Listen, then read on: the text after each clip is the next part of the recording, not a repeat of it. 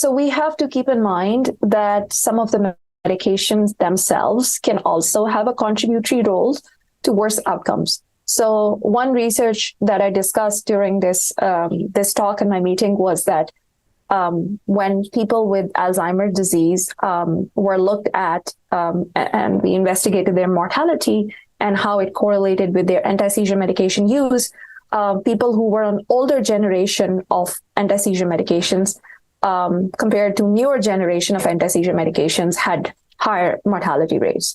So we know that older generation anti-seizure medications can have many harmful side effects.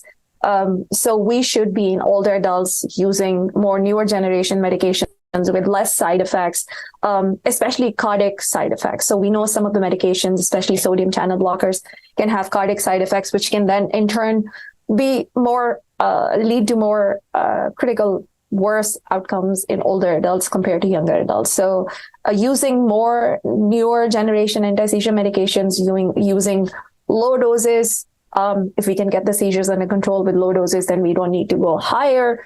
And then there was sometimes, for example, some medications impact bone health and they can cause bone loss and then eventually lead to fractures. And, like it's a whole vicious cycle. From fractures, they may end up with an admission, and during the admission, something else might go wrong.